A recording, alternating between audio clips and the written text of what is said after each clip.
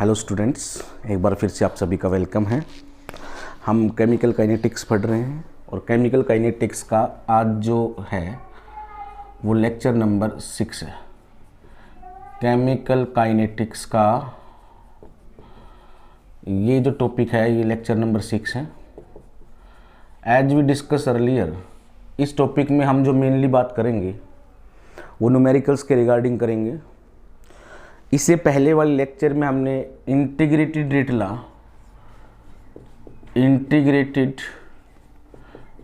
La for first order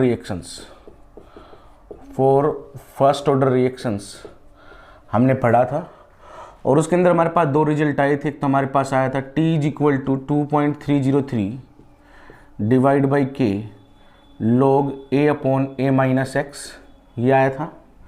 एक हमने इसको अलग टर्म्स में एक्सप्लेन किया था कि ये हो सकता है 2.303 divide by K log A0/A भी हो सकता है।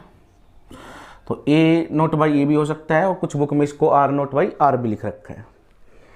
एक हमने हाफ लाइफ पीरियड पढ़ा था फर्स्ट ऑर्डर का, तो T हाफ आपके पास आया था 0.693 डिवाइड बाई K। ये हाफ लाइफ पीरियड है फर्स्ट ऑर्डर का। ये इंटीग्रेटेड रेट ला है आपके पास फर्स्ट ऑर्डर रिएक्शंस का। तो आज हम इन पे कुछ क्वेश्चंस करेंगे। तो फर्स्ट क्वेश्चन जो हम लिखेंगे वो हमारे पास है a first order reactions. First question है a first order reaction is 40% complete in 20 minutes. 40% complete in 20 minutes. Calculate rate constant। बहुत सिंपल सा क्वेश्चन है इसके ऊपर कि कोई फर्स्ट ऑर्डर रिएक्शन है वो 40% कंप्लीट हो रही है 20 मिनट्स में, तो बताओ कि उस रिएक्शन का रेट कांस्टेंट क्या होगा। इस टाइप के क्वेश्चंस अगर आते हैं तो फर्स्ट ऑर्डर काइनेटिक्स का हमने इंटीग्रेटेड रेट ला पढ़ा है और हमारे पास आता है K = 2.303 divide by T log A/A-x। Numericals करने से पहले तीन चीज़ें आपको बहुत अच्छे से क्लियर होनी चाहिए। A जो है ना वो इनिशियल कंसंट्रेशन है और जो A-x है ये जो है आपके पास ये फाइनल कंसंट्रेशन है। और इसमें जो X है ये पॉइंट देखना, X is the fractions of the reactant which convert into product. X क्या है? X वो पैरामीटर है, X वो फ्रैक्शन है, वो परसेंटेज है, वो अमाउंट है जो रिएक्टेंट का कन्वर्ट हुआ है प्रोडक्ट के अंदर। तीन चीजें ध्यान रखना, मैं फिर से बता रहा हूं। A इनिशियल कंसेंट्रेशन है, X कितना अमाउंट कन्वर्ट हुआ है वो है, और बचा कितना है इनिशियल में से जितना अगर कन्वर्ट हुआ है उसको हम माइनस कर दे तो A-x बच जाएगा कि नहीं बच जाएगा। तो हमें निकालना क्या है? हमें निकालना रेट कांस्टेंट 40%। सबसे पहले न्यूमेरिकल्स में आपको X की वैल्यू पता होनी चाहिए। X क्या है?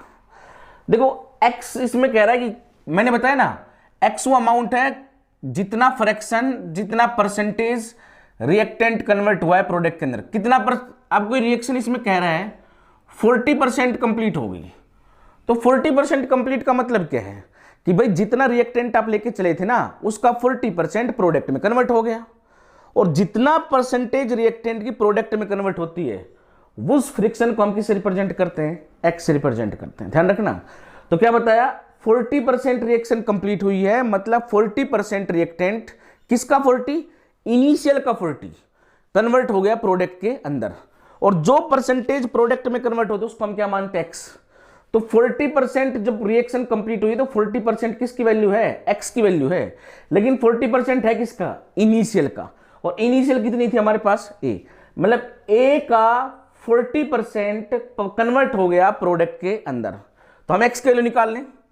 40% की 100 अगर होता तो आपके पास कितना कन्वर्ट होता? 40, 1 होता तो कितना कन्वर्ट होता, 40 डिवाइड बाई 100, और हमारे पास इनिशियल कोई चीज अगर 100 होती तो उसका कितना कन्वर्ट होती, 40 होती। 1 होती तो कितना कन्वर्ट होती, 40 डिवाइड बाई 100, और हमारे पास जो इंटीग्रेटेड रेटला है उसके अंदर इनिशियल आई कितनी है, ए, तो 40% ऑफ ए कितना हो जाएगा, multiply by A.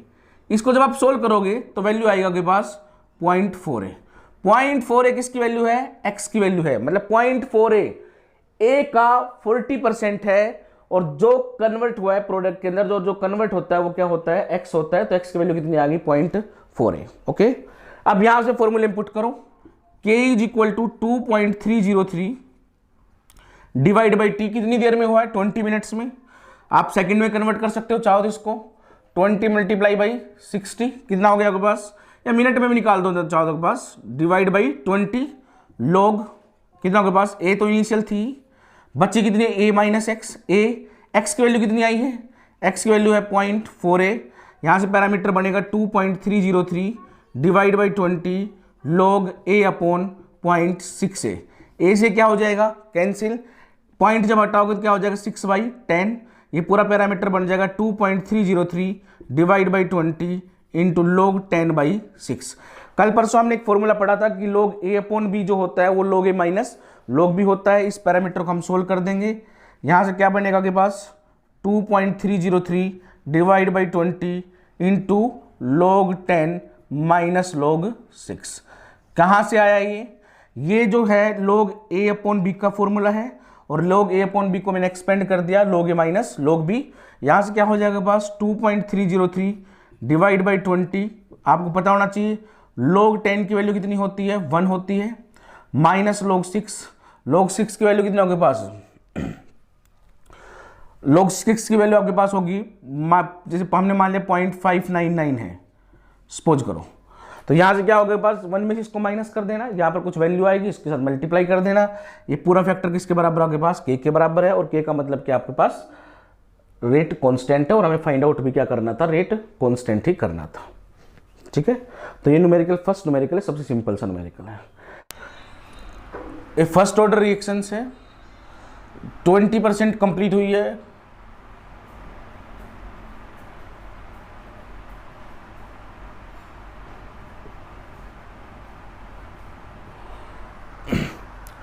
Second numerical है हमारे पास, एक first order reaction is 20% complete in 10 minutes, calculate the time in which this reaction is 80% completed.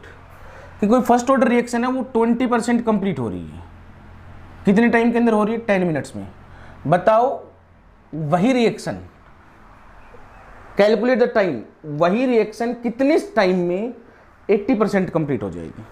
तो ऐसे तो कर नहीं सकते ना कि 20% कंप्लीट हुई है 10 मिनट्स में, तो 1% कंप्लीट होगी 10/20, और 80% कंप्लीट होगी मल्टीप्लाई बाई 80, और आंसर आ गया आपके 40 मिनट। ऐसा नहीं होगा, क्यों नहीं होगा, बहुत बिगिनिंग में हमने पढ़ा था कि रेट ऑफ रिएक्शन किसी रिएक्शन में कांस्टेंट नहीं रहता है।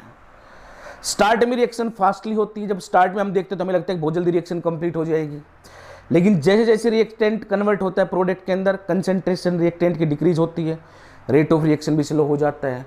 अब रिएक्शन जैसे जैसे कंप्लीट होती रहेगी उसका रेट ऑफ रिएक्शन हमेशा धीरे होता रहेगा, तो कभी भी कांस्टेंट नहीं आएगा, और जब तक कांस्टेंट नहीं आएगा हम ये पैरामीटर नहीं लगा सकते। तो हमें क्या करना होगा, हमें एक चीज पता है, ये हमने करैक्टरिस्टिक्स पढ़ा था रेट कांस्टेंट का। रेट कांस्टेंट का करैक्टरिस्टिक्स मैंने बताया था कि रेट कांस्टेंट इंडिपेंडेंट होता है, बताया था आपके पास ध्यान हो तो, रेट कांस्टेंट इंडिपेंडेंट होता है ऑन कंसंट्रेशन। भाई रेट ऑफ रिएक्शन तो डायरेक्टली प्रोपोर्शनल होता है कंसंट्रेशन की, लेकिन रेट कांस्टेंट कंसंट्रेशन पर डिपेंड नहीं करता है। इसलिए मैंने बताया था सेम रिएक्शन का रेट कांस्टेंट, सेम रिएक्शन का रेट कांस्टेंट ऑलवेज सेम रहता है, ऑलवेज सेम रहता है in different time of interval, different time of interval. एक रिएक्शन को अगर हम अलग अलग टाइम ऑफ इंटरवल पे देखेंगे सेम रिएक्शन को, तो हर बार उसका रेट कांस्टेंट सेम आएगा, जबकि रेट ऑफ रिएक्शन कभी सेम नहीं आएगा, क्योंकि रेट ऑफ रिएक्शन कंसंट्रेशन पे डिपेंड करता है, और जो रेट कांस्टेंट है ना वो कंसंट्रेशन पे डिपेंड नहीं करता है। तो अगर हम क्या करें, हमें कोई रिएक्शन है 20% कंप्लीट होगी 10 मिनट्स में, हमें वो टाइम निकालना है जिसके अंदर वही रिएक्शन 80% कंप्लीट हो जाए। तो दो अलग अलग केस हैं, एक तो 20% कंप्लीट के साथ टाइम दे रखा है और एक 80% कंप्लीट के साथ आपको टाइम निकालना है। तो हमें फर्स्ट वाले केस का अगर रेट कांस्टेंट मिल जाए तो सेकंड वाले केस में हम आसानी से पुट कर सकते हैं। फर्स्ट का रेट कांस्टेंट कैसे निकालेंगे, हमें पता है k is equal to 2.303 divide by t log a upon a minus x. हो गया। सबसे पहले मैंने बताया, सबसे पहला आपका काम क्या है, x की वैल्यू निकालना है। सबसे पहला काम x की वैल्यू है। x कितना है, कितना परसेंट कंप्लीट हुआ है, कितना परसेंट कंप्लीट हुआ है, 20%। किसका 20 आपके पास, a का 20, क्योंकि इनिशियल हमारे पास a थी। तो 20 डिवाइड बाई 100 इंटू कितना आपके पास a, x की वैल्यू आपके पास आ जाएगी 0.2a। किसकी वैल्यू आपके पास 0.2a। कहाँ से आई है, फिर दोबारा देख लो। जो कंप्लीट होता है वो x होता है। किसका 20% कंप्लीट हुआ है, इनिशियल का। और इनिशियल कितनी थी आपके पास, इनिशियल हमारे पास a थी, तो हमने a का 20% निकाला, a का 20% हमारे पास 0.2a आया। अब यहां से k की वैल्यू निकाली, k is equal to 2.303 divide by t हमारे पास दे रखा है, फर्स्ट केस का 10 है, log a अपॉन a कितना आपके पास, ये तो यही है, a माइनस एक्स, एक्स की वैल्यू कितनी है 0.2a। यहाँ सोल्व करेंगे आपके पास इक्वेशन बनेगी k is equal to 2.303 divide by 10 और ये बनेगा आपके पास log a अपॉन, इसका कुछ नहीं है, कितना है आपके पास 1 है, 1 में से 0.2 माइनस करो, कितना आपके पास 0.8 है। इससे क्या हो जाएगा पास, कैंसिल, डेसिमल हटाओगे तो 8 बाई क्या हो जाएगा पास 10। इसको आगे सोल्व करो, 2.303 divide by 10 into log 10 by 8 आ गया आपके पास। ये फिर फॉर्मूला बन गया log a minus log a upon b का, और log a अपॉन b क्या होता है, अभी बताया था log a minus log b। तो यहाँ से क्या होगा पास 2.303 divide by 10 into log 10 minus log 8, log 10 minus log 8। अब log 10 की वैल्यू हमें पता है, बहुत सिंपल है, log 10 की वैल्यू 1 होती है। तो यहाँ से वैल्यू पुट करो, 2.303 डिवाइड बाई 10, log 10 कितना होता है 1, और log 8 की वैल्यू आपके पास होती है 0.903। तो कितना आपके पास 0.903 हो गया आपके पास। ये वैल्यू जो आएगी ये कितनी हो जाएगा पास 2.303 डिवाइड बाई 10 इंटू कितना हो जाएगा पास, ये आपके पास आ जाएगा 0.097 हो जाएगा आपके पास। ये वैल्यू आपके पास आ गई, किसकी वैल्यू है सारी, k की वैल्यू। मतलब फर्स्ट केस के लिए 20% केस के लिए हमने k की वैल्यू निकाल ली। अब 20% के लिए जो k की वैल्यू है, 80% केस के लिए भी k की वैल्यू तो सेम रहेगी, क्योंकि मैंने अभी बताया रेट कांस्टेंट कंसेंट्रेशन पर डिपेंड नहीं करता है, इसलिए कितना भी रिएक्शन कंप्लीट हो जाए उसका रेट कांस्टेंट की वैल्यू कभी चेंज नहीं होती है। तो 20% के लिए जो रेट कांस्टेंट आया है, 80% के लिए भी रेट कांस्टेंट वही होगा, लेकिन हमें 80% के लिए रेट कांस्टेंट नहीं निकालना है, 80% के लिए कैलकुलेट द टाइम निकालना है। तो हम इस फॉर्मूले को यूज करते हैं, t इज इक्वल टू हमें पता कितना होता है 2.303 डिवाइड बाई k नीचे चला गया, log a upon a minus x. फिर वही बात रिपीट कर रहा हूं, सबसे पहले x की वैल्यू फाइंड आउट करनी है। x कितना है, जितना परसेंट रिएक्शन कंप्लीट हुई, कितने परसेंट कंप्लीट हुई है 80%। किसका 80, इनिशियल का, इनिशियल कितनी है a है, तो क्या हो जाएगा पास 80, x की वैल्यू निकाल रहा हूं 80 डिवाइड बाई 100 इंटू कितना के पास a, और x की वैल्यू आ जाएगी पास 0.8 x की वैल्यू आ गई। फॉर्मूले में पुट करो 2.303 डिवाइड बाई k, और k हमने निकाला है, k की वैल्यू कितनी है, k की वैल्यू है 2.303 डिवाइड बाई 10 इंटू 0.97, और यहाँ से क्या हो जाएगा पास log a upon a minus x, x की वैल्यू कितनी आई है 0.8। ठीक है, यहाँ से सोल्व करोगे इससे कैंसिल हो जाएगा, क्या आ जाएगा पास 10 अपॉन 0.097 log a अपॉन कितना बच जाएगा, log 0.2a बच जाएगा, a से क्या हो जाएगा कैंसिल, क्या बच जाएगा 2/10। फॉर्मूले सोल्व करोगे पास किसकी वैल्यू आ रही है सारी, ये जो वैल्यू निकाल रहे हैं हम किसकी निकालना है पास, t, क्योंकि हमें टाइम निकालना है। तो t इज इक्वल टू कितना हो जाएगा 10 अपॉन 0.97 इंटू log 10/2। ये फिर से फॉर्मूला बन गया, एक्सपेंड कर दो इसको, log a अपॉन b है तो log a minus log b, और log a और b की वैल्यू रख के मल्टीप्लाई कर लेना, किसके आ जाएगा पास t की वैल्यू आ जाएगी। ठीक है, एक इस टाइप के न्यूमेरिकल्स होते हैं जिसमें एक का टाइम पीरियड दे रखा है और दूसरे का टाइम पीरियड हमें निकालना होता है, तो उसमें फर्स्ट केस के लिए k निकालो और सेकंड वाले केस के लिए k की वैल्यू पुट कर दो। ठीक है, ये ध्यान रखना आपके पास। थर्ड न्यूमेरिकल है हमारे पास कि reaction is found to be, कोई रिएक्शन है वो मिली हमें, सेकेंड ऑर्डर रिएक्शन है with respect to reactant A, मतलब कोई रिएक्शन है उसमें रिएक्टेंट ए जो है वो सेकेंड ऑर्डर को फॉलो कर रहा है, and first order reaction with respect to reactant B, और रिएक्टेंट बी जो है ना वो फर्स्ट ऑर्डर को फॉलो कर रहा है।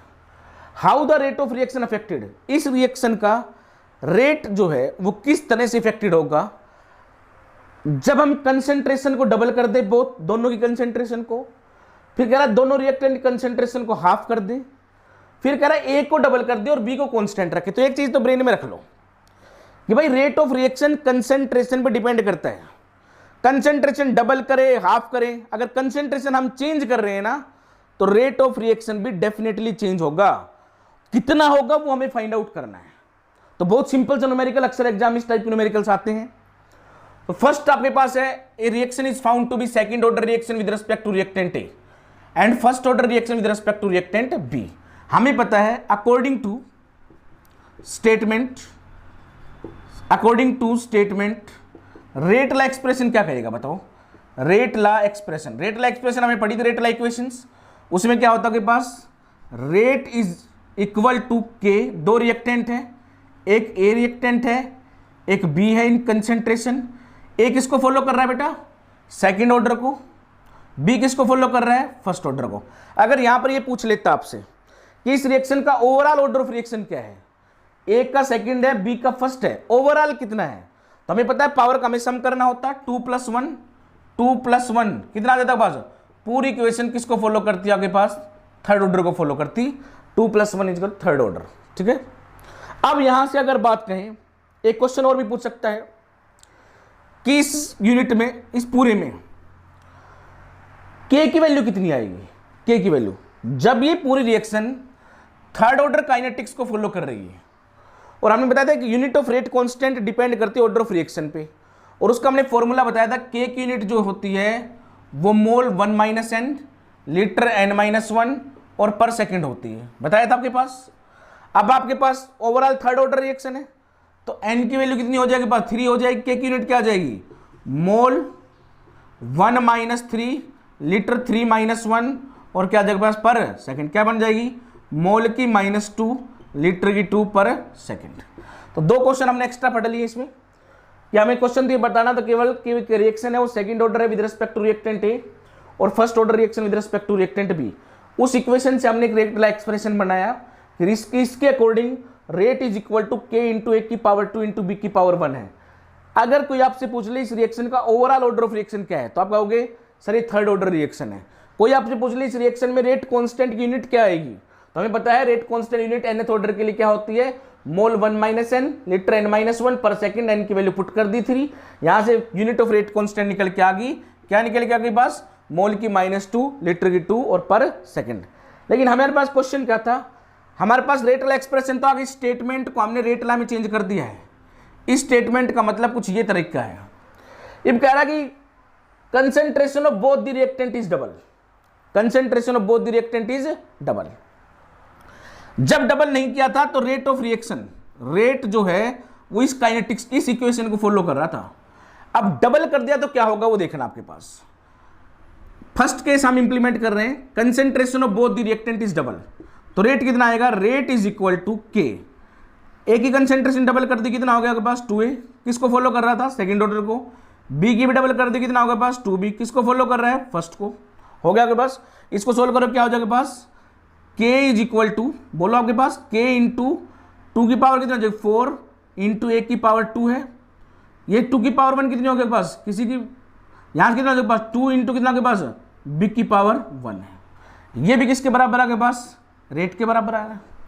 इस रेट को अगर मैं इस रेट से डिवाइड कर दूं, इस रेट को सेकंड वाली इक्वेशन को अगर मैं फर्स्ट से, सेकंड वाली इक्वेशन को अगर मैं फर्स्ट से डिवाइड कर दूं तो सेकंड को अगर फर्स्ट से डिवाइड करेंगे तो क्या होगा, यहां से आ जाएगा पास रेट इज इक्वल टू के इंटू 4 इंटू 2 इंटू ए की पावर 2 इंटू बी की पावर 1 डिवाइड बाई कितना हो जाएगा पास, बोलो हमारे पास आ गया के इंटू ए की पावर 2 इंटू बी की पावर 1, के से के क्या हो गया कैंसिल, इससे क्या हो गया कैंसिल, इससे क्या हो गया कैंसिल, 4 × 2 कितना हो गया पास 8 टाइम्स, 8 टाइम्स। पहले के कंपैरिजन में रेट ऑफ रिएक्शन 8 टाइम्स क्या हो गया आपके पास, इंक्रीज हो गया। 8 टाइम्स क्या हो गया, इंक्रीज हो गया। क्यों, इक्वेशन बिल्कुल क्लियर है। रेट ऑफ रिएक्शन निकाल लिया था हमने, स्टेटमेंट से रेट एक्सप्रेशन निकाला, और रेट एक्सप्रेशन के according rate is equal to के इंटू ए की पावर 2 इंटू बी की पावर 1 आया, और यहां से rate is equal to concentration double करेंगे तो क्या हो जाएगा, के इंटू ए की जगह 2a और इसकी जगह 2b, पावर वही रहेगी। इससे क्या हो जाएगा पास, कैंसिल हो जाएगा, 4 मल्टीप्लाई बाई 2 कितना आ जाएगा पास, 8 टाइम्स। तो अगर मैं कोई रिएक्शन इसको फॉलो कर रही ना और उसमें कंसेंट्रेशन रिएक्टेंट में डबल कर दूं तो उसका रेट ऑफ रिएक्शन जो है वो 8 टाइम्स इंक्रीज हो जाएगा, 8 टाइम्स इंक्रीज हो जाएगा। इसका सेकंड पार्ट देखिए, सेकंड पार्ट में यहां तक कोई चेंज नहीं है। क्यों नहीं है, क्योंकि ऊपर वाली स्टेटमेंट सर सेम है तीनों केसेस के लिए, इस वाले केस के लिए भी, इसके लिए भी, इसके लिए भी यही स्टेटमेंट है। तो अगर कुछ भी नहीं किया तो उससे पहले रेट वाला इक्वेशन ये थी, रेट इज इक्वल टू के इंटू ए की पावर 2 इंटू बी की पावर, उसके बाद क्या बोला गया है, concentration of both the reactant is half कर देना है, हाफ जितनी थी उसका हाफ कर दो। तो रेट ऑफ रिएक्शन क्या आएगा बोलो, rate of reactions is equal to k, इसका हाफ करो, a बाई 2 की पावर 2 इंटू बी बाई 2 की पावर b, 1 चली जाएगी। यहां से क्या हो जाएगा, रेट इज इक्वल टू के, इसको ये लिख दो आपके पास 1 बाई 2 का स्क्वायर इंटू कितना के पास, a का स्क्वायर, बात तो वही है आपके पास। यहां से क्या हो जाएगा बताओ, 1 बाई 4 इंटू कितना के पास b, a की पावर 2 आ गया आपके पास। तो 1 की कितना हो जाएगा पास, बोलो ये 1 बाई 2 का स्क्वायर, के इज इक्वल टू कितना 1 बाई 4 इंटू कितना के पास, 1 की पावर 2 इंटू 1 बाई 4, 1 बाई 4 कहाँ से आ गया है, ये तो b बाई 2 है ना, इसकी पावर 1 है तो कितना हो जाएगा पास, 1 बाई 2 आएगा ये, 1 बाई 2 इंटू कितना के पास b, ठीक है। अब ये आपके पास आ गया रेट, इस इक्वेशन को मैंने सेकंड मान लिया, ये इक्वेशन फर्स्ट थी, वही केस 2 डिवाइड बाई फर्स्ट करेंगे तो सेकंड तो है ही, फर्स्ट कितनी आ जाएगी, फर्स्ट हमारे पास है k इंटू कितना के पास, 1 की पावर 2 इंटू बी की पावर 1, के से k कैंसिल, इससे ये कैंसिल, इससे ये कैंसिल, क्या आ गया आपके पास, अब की बार आ गया 1/8 टाइम्स, 1/8 टाइम्स। तो एक चीज ध्यान रखना, अगर ये वैल्यू 1 से ज्यादा आती है, 2 आती, 3 आती, 4 आती, तो रेट ऑफ रिएक्शन इंक्रीज होता। अगर ये रिएक्शन फ्रिक्शन में वैल्यू आ रही है तो 1/8 टाइम्स जो है ना इंक्रीज नहीं, क्या हो रहा है आपके पास, डिक्रीज। क्यों, वो सिंपल सी बात है, क्योंकि रिएक्शन तो हमने हाफ किया था, पहले जितनी थी उसका आधा कर दिया, रिएक्टेंट कंसेंट्रेशन को हाफ किया है, और कंसेंट्रेशन हमने बताई थी, कंसेंट्रेशन जो है वो डायरेक्टली प्रोपोर्शनल होती है रेट ऑफ रिएक्शन की। तो कंसेंट्रेशन घटेगी तो रेट ऑफ रिएक्शन भी घटेगा, लेकिन कितना डिक्रीज होगा, जितना था उसका 1/8 टाइम्स हो जाएगा। समझ में आएगी बात। इसी इक्वेशन का अगर थर्ड पार्ट हम सोल्व करें, इसी रिएक्शन का अगर थर्ड पार्ट हम सोल्व करें तो ऊपर वाली स्टेटमेंट तो सेम रहेगी, नीचे वाली में क्या होगा, क्या कह रहा है कि concentration of A is double, B is constant, एक को डबल करना है, बी पे कोई चेंज नहीं करना है। तो स्टेटमेंट क्या बनेगी, रेट इज इक्वल टू के इंटू, एक को डबल 2 की पावर 2, बी को सेम रखो, बी में कोई चेंज नहीं है, तो यहां से क्या हो गया, ये इसको सोल्व करो, क्या जगह के इंटू 4 इंटू 1 की पावर 2 इंटू बी की पावर 1, ये आपके पास रेट आ गया। ये सेकंड इक्वेशन है, ये फर्स्ट है, सेकंड को फर्स्ट से डिवाइड कर दो, करोगे तो क्या होगा, करोगे तो इसकी डिवाइड पे क्या आ जाएगा, के इंटू 1 की पावर 2 इंटू बी की पावर 1, इससे कैंसिल, इससे कैंसिल, कैसे के कैंसिल, कितना के 4 टाइम्स, एक से वैल्यू बड़ी आ रही है तो 4 टाइम्स क्या हो जाएगा, रेट ऑफ रिएक्शन इंक्रीज हो जाएगा, 4 टाइम्स रेट ऑफ रिएक्शन क्या हो जाएगा, इंक्रीज। इस टाइप के क्वेश्चन भी बुक में गिवन, एक तो ये है जिसमें ऑर्डर ऑफ रिएक्शन दे रखा हो, एक ऐसा भी होता है जिसमें ये कितना इंक्रीज और कितना डिक्रीज हो रहा है वो गिवन होता है, और हमें क्या निकालना है, होता है ऑर्डर ऑफ रिएक्शन निकालना होता है वो भी। नेक्स्ट क्वेश्चन है हमारे पास, a reaction is carried out with reactant A, कोई रिएक्शन है जो कैरिड आउट हो रही है रिएक्टेंट ए की हेल्प से, रेट ऑफ रिएक्शन इस रिएक्शन का, ए वाली का 27 टाइम्स हो गया, मतलब 27 टाइम्स इंक्रीज हो गया। कब हुआ increase, when the concentration of reactant is thrice, जब कंसेंट्रेशन ऑफ रिएक्टेंट को हमने ट्राइस किया है ना तो उसके रेट ऑफ रिएक्शन 27 टाइम्स होगा, मतलब कंसेंट्रेशन हम 3 टाइम्स बढ़ा रहे हैं, रेट ऑफ रिएक्शन 27 टाइम्स बढ़ रहा है। हमें प्रिडिक्ट करना है इसका ऑर्डर ऑफ रिएक्शन। इससे पहले वाले न्यूमेरिकल्स में आपको ऑर्डर ऑफ रिएक्शन गिवन था और आपको बताना था रेट ऑफ रिएक्शन पे क्या इफेक्ट पड़ेगा, यहां पर उल्टा है, यहां पर यह बता दिया है कि रेट ऑफ रिएक्शन पे इतना इफेक्ट पड़ गया है, हमें प्रिडिक्ट करना है ऑर्डर ऑफ रिएक्शन। जब ऑर्डर ऑफ रिएक्शन हमें नहीं पता है तो उस रिएक्शन का ऑर्डर ऑफ रिएक्शन हम n मान सकते हैं कि नहीं मान सकते। तो जब ऑर्डर ऑफ रिएक्शन नहीं पता है तो according to rate law, according to rate law क्या होगा, अकॉर्डिंग टू रेट लॉ हमारे पास होगा रेट इज इक्वल टू के इंटू ए, हमें ऑर्डर ऑफ रिएक्शन नहीं पता है, कितना हो गया पास, एन हो गया, कितना हो गया पास, एन। इस रेट को हमने कितना मान लिया, एक्स मान लिया कि भाई रेट ऑफ रिएक्शन जो है ना वो एक्स मोल पर लीटर पर सेकंड है। कब है, जब कंसेंट्रेशन हमारे पास किसको फॉलो कर रहा है, एन को फॉलो कर रहा है। अब क्या कह रहा है कि जब हम कंसेंट्रेशन ऑफ रिएक्टेंट ट्राइस कर देते हैं ना तो रेट ऑफ रिएक्शन 27 टाइम्स हो जाता है। तो क्या होगा पास, according to equations rate of reaction 27 times हो गया, पहले एक्स था, कितना हो गया 27x। कब हुआ है, जब हुआ है जब कंसेंट्रेशन ऑफ रिएक्टेंट को हमने ट्राइस कर दिया। पहले कितनी थी कंसेंट्रेशन, ए थी, अब इसका ट्राइस करोगे तो कितना हो जाएगा, के इंटू कितना के पास 3a, 3 की पावर कितनी हो जाएगी, एन हो जाएगी। इस पैरामीटर अगर मैं सोल्व करूँ तो 27x इंटू के इंटू 3 की पावर एन इंटू ए की पावर भी क्या हो जाएगा पास, एन। ये क्वेश्चन हमने मान ली सेकंड है, ये क्वेश्चन हमारे पास क्या होगा पास, फर्स्ट है, ठीक है। अब सेकंड डिवाइड बाय फर्स्ट करोगे तो क्या हो जाएगा पास, 27x divide by x is equal to के इंटू 3 की पावर एन इंटू ए की पावर एन, ठीक है। और यहां से क्या होगा आपके पास, अपॉन कितना हो जाएगा पास, के इंटू ए की पावर कितना के पास, एन। एक्स एक्स कैंसिल हो गया, के से के कैंसिल हो गया, ए की पावर एन से ए की पावर एन कैंसिल हो गया, 27 इज इक्वल टू 3 की पावर एन हो गया। इसको मैं लिख सकता हूं 3 की पावर 3, 27 को 3 की पावर 3 इंटू कितना के पास 3 की पावर एन। दोनों का बेस सेम है, बेस सेम है तो पावर इक्वल होगी। क्या होगा पास बताओ, क्या हो जाएगा पास, एन इज इक्वल टू कितना आ जाएगा पास 3, और एन 3 का मतलब हमारे पास क्या आ गया, ऑर्डर ऑफ रिएक्शन आ गया, इसका कितना आ गया पास 3 आ गया ऑर्डर। इसी क्वेश्चन में थोड़ा चेंज कर देता, 28 टाइम्स की जगह अगर ये आपके पास सपोज करो आपके पास 16 टाइम्स होता और कंसेंट्रेशन ट्राइस की जगह ट्वाइस अगर लिखा हुआ होता, थोड़ा ध्यान से देख लें, मैं इसी क्वेश्चन में थोड़ा मिक्सअप कर रहा हूं, 27 की जगह 16 टाइम्स होता और कंसेंट्रेशन ट्राइस की जगह ट्वाइस होता और तब पूछता बता ऑर्डर ऑफ रिएक्शन क्या है, तो क्या करते। तो सबसे पहला स्टेप तो ऑर्डर ऑफ रिएक्शन के लिए हमें रेट इक्वेशन निकालने की, ऑर्डर ऑफ रिएक्शन पता नहीं है तो एन मान के करना पड़ेगा। तो क्या बनता आपके पास, रेट इज इक्वल टू के इंटू ए की पावर एन। रेट को कितना मान लिया एक्स, ये फर्स्ट इक्वेशन है, 16 टाइम्स हो गया तो कितना होगा पास, 16x इज इक्वल टू के। कंसेंट्रेशन ट्वाइस क्या, तो एक की जगह कितना हो जाएगा पास, 2a की पावर कितनी हो जाएगी, एन हो गया आपके पास। यहां से क्या बनेगा पास, 16x इज इक्वल टू के इंटू कितना के पास 2 की पावर n इंटू ए की पावर n। ये क्वेश्चन सेकंड आ गई, सेकंड डिवाइड बाई फर्स्ट करोगे तो क्या हो जाएगा, 16x इज इक्वल टू के इंटू 2 की पावर n इंटू ए की पावर n डिवाइड बाई कितना के पास, के इंटू ए की पावर n। इससे कैंसिल, इससे कैंसिल, और ये कितना था पास, हमारे पास x था, x कैंसिल, तो 16 इज इक्वल टू कितना आ गया 2 की पावर n। तो इसको लिख सकता हूँ 2 की पावर 4 इज इक्वल टू 2 की पावर m। तो यहाँ से क्या हो जाएगा पास, n इज इक्वल टू कितना हो जाएगा पास 4। अगर ये इक्वेशन गिवन होती 27 की जगह 16 टाइम्स होता, इसकी जगह ट्वाइस होता, तो हमारे पास ये 4th ऑर्डर रिएक्शन को फॉलो करते। किसको फॉलो करते पास, 4th ऑर्डर रिएक्शन। ठीक है, समझ में आ गई बात। नेक्स्ट, इससे नेक्स्ट न्यूमेरिकल देखते हैं। नेक्स्ट न्यूमेरिकल है हमारे पास, prove that 75% completion of first order reactions takes twice time then 50% completion.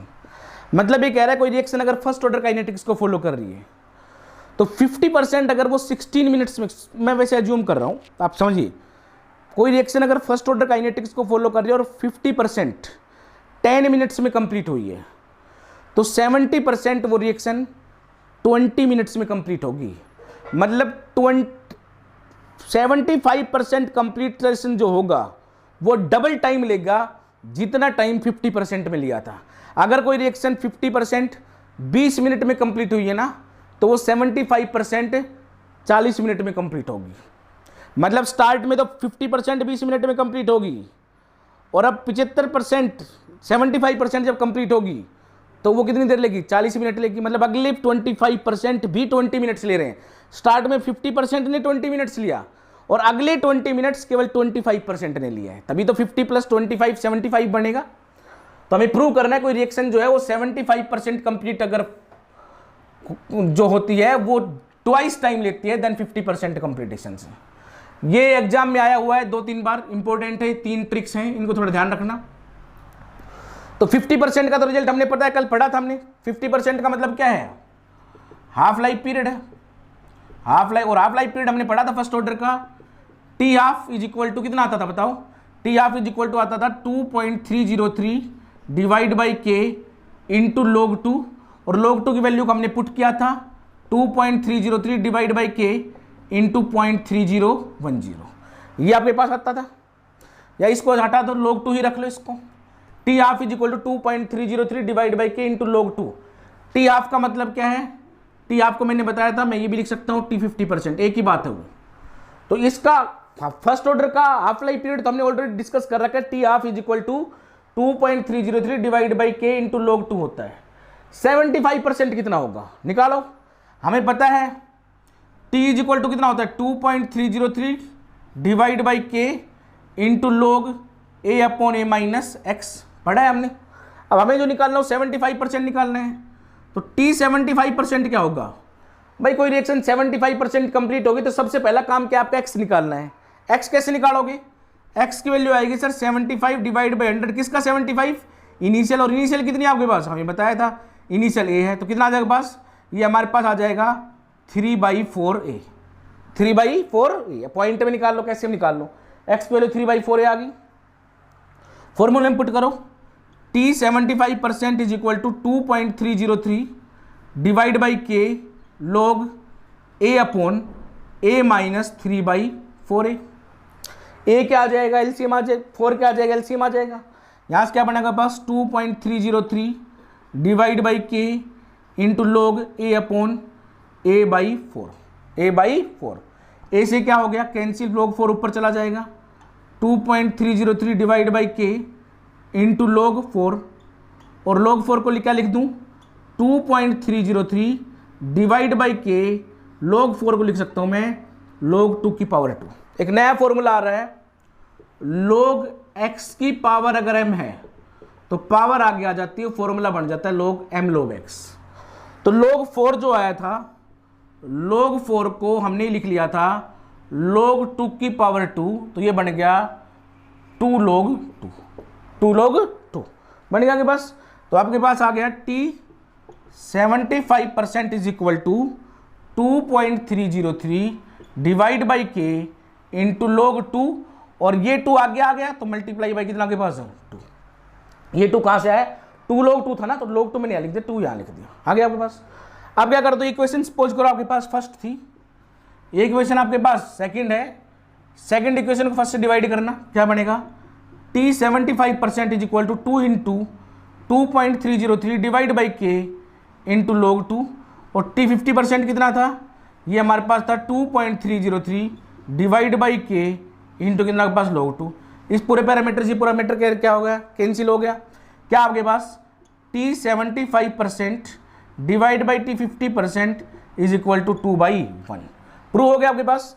ये अगर 1 मिनट लेगा तो ये कितने मिनट लेगा, 2 मिनट। ये अगर 10 मिनट लेगा तो ये 20 मिनट, ये 20 मिनट लेगा तो ये 40 मिनट, ये 30 मिनट लेगा तो ये 60 मिनट। समझ में आ गई बात, ध्यान रखना। 75% कोई रिएक्शन अगर फर्स्ट ऑर्डर को फॉलो कर रही है तो वो 50% से डबल टाइम लेती है। इस टाइप के न्यूमेरिकल्स बुक में बहुत सारे हैं, आप सोल्व करिए। नेक्स्ट जो टॉपिक होगा वो हमारे पास होगा integrated rate law for first order reactions में हम बात करेंगे, लेकिन एक नया आर्टिकल आएगा इन गैसियस फेज। हम गैसियस फेज में बात करेंगे लेटर ऑन, अभी नहीं करेंगे, अगले लेक्चर में करेंगे। उससे पहले इस टाइप के न्यूमेरिकल्स आपकी बुक में गिवन है, आप इन न्यूमेरिकल्स को सोल्व करें। कोई डाउट अगर है तो आप स्क्रीनशॉट लेके व्हाट्सएप पे भेजें, हम उसको डेफिनेटली सोल्व करेंगे।